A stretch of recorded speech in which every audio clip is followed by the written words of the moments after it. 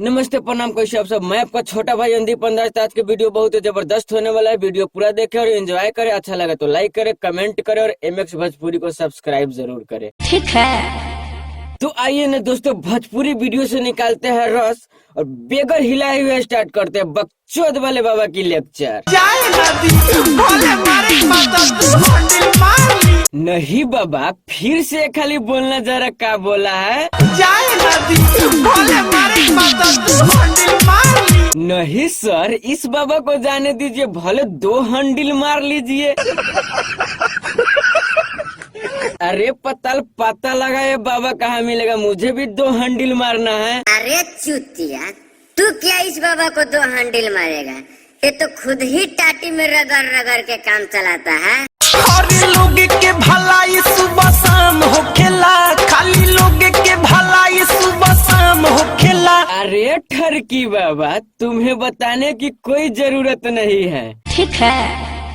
तुम्हारे पास कितना लोग का भलाई होता है वो पताल से ज्यादा थोड़े न किसी को पता होगा।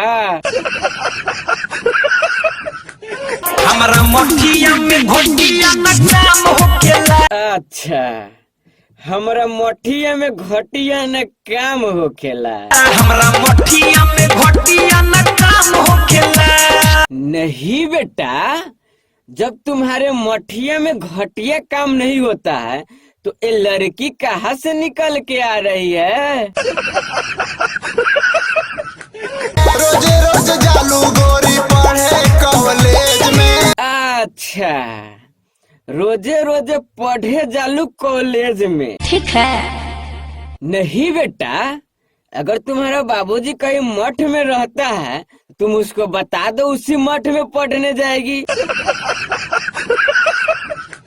कितना के पागल कैलू सो रहे गेज में। नहीं ठरकी इंसान, वो किसी को पागल करे या घायल करे, तुम्हारा पछवाड़ा काहे फाट रहा है? घूमे गइल रहनी यार हम बाजार रे, आँखों से आँख लड़ल हो गइल प्यारी रे। देखो बेटा, उसे प्यार नहीं कहते हैं, उससे प्यार का बुखार कहते हैं। आँखों से आँख लड़ल हो गइल प्यारी रे। आँख से आँख लड़ल हो गई प्यार रे। चलो बेटा, हम मानते हैं कि तुम्हें प्यार हो गया। ठीक है। मगर इस ठरकी इंसान को क्या हुआ है कि इतना खुश नजर आ रहा है? दिल ले गइले हमर पलाजो वाली। देखो चुतिया, तुम दिल दो चाहे दिल लो, वो फर्क नहीं पड़ता, मगर कम से कम अपने उम्र का भी तो खोज लिया करो। ठीक है। ना बेटा, तू खुद ही बता द, देखे में ही तहर मौसी की उम्र के लागत है कि ना?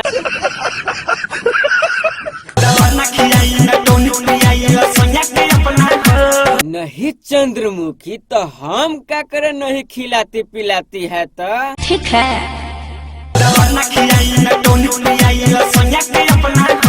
हमको पागल कर देगा ये चंद्रमुखी साला, हम क्या करे, नहीं खिलाती पिलाती है तो?